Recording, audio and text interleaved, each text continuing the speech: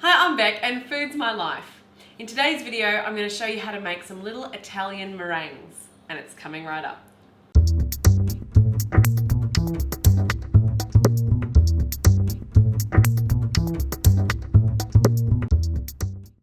So the meringues I'm making today in the Italian language are called Brutti ma Buoni, which means ugly but good.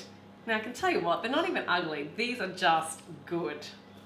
I tend to make these whenever I have friends come over that are gluten-free, because essentially there's just three main ingredients. That's egg whites, sugar, and almonds. Lots of my friends then say, Beck, what's the recipe? I've got to make this for myself. But unfortunately, I have to be honest, this was a Thermomix recipe that I found.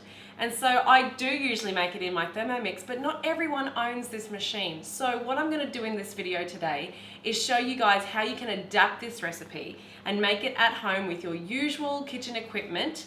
And I've also just tweaked the recipe slightly to make it my own. These little delicious meringues are super simple to make. So let's get started.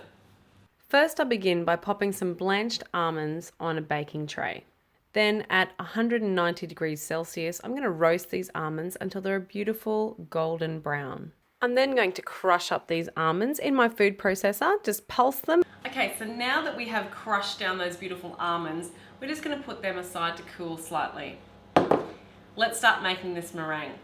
Today I'm using my stand mixer because you're going to see I'm going to whisk this mixture, this meringue mixture, for quite a long time, and it's just so much easier to pop it in the stand mixer and walk away, do something else. So if you have a stand mixer, I suggest you should use it. If you've only got a good old hand beater, that can work too, you just have to be a little patient.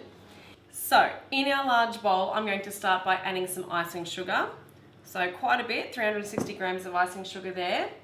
And then I'm going to add 120 grams of egg whites.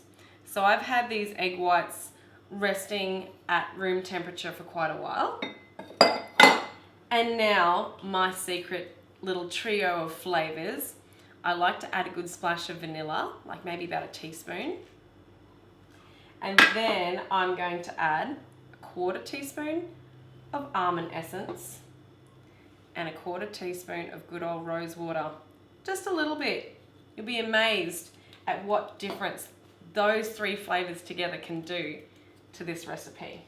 Now we're just gonna whisk, and we're gonna whisk for 10, 12, even 15 minutes. The trick is we're gonna keep going until this is thick and glossy. Okay, so as you can see, we've got a lovely full bowl here of thick, glossy meringue, and that is the perfect consistency. Really quite stiff and really thick. So in the end, I have been whisking that meringue for about 15 minutes, and I'm really happy with the consistency it's at now.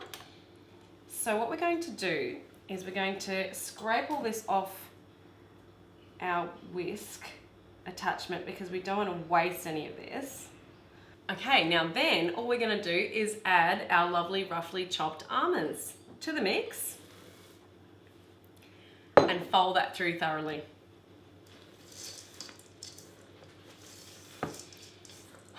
Smells so good. Then I'm going to grab a couple of spoons. So the good thing is we don't have to be neat. We're just going to take spoonfuls of this mixture at a time and pop it on our tray.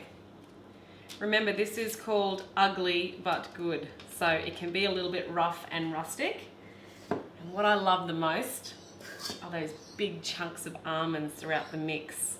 I love having the small bits, the big bits, the mixture, that crunch. It's just divine. So while I'm doing this, I'll tell you that I have my oven preheating at 120 degrees Celsius.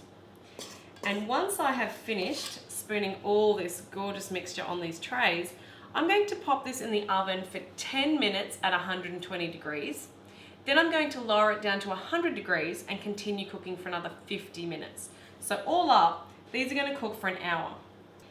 After that hour is up, then we're going to leave these in the oven and let the oven come to a complete cool.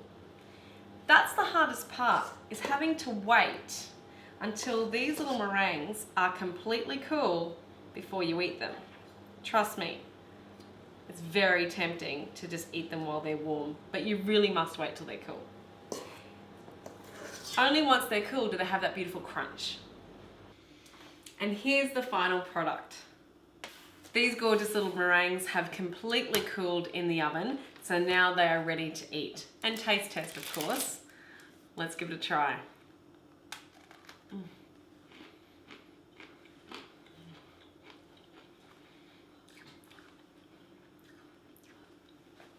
Wow, that crunch is spectacular. The combination of sugar and almonds is such a winner. And so simple to do, guys. So if you want to have a go at making my Italian meringues, Brutti ma Buoni, then all you have to do is check out my description box below, and there you'll find a link to my website. Once you're there, have a browse, find the recipe, and then click on the button that lets you download the recipe for yourself. You'll get a printable version, just like this, and you can keep it in your collection of recipes forever. Don't forget, if you've liked this video, please give me a thumbs up, or better still, subscribe to my channel. That way you'll always know what I'm up to in the kitchen, and I'll see you next time.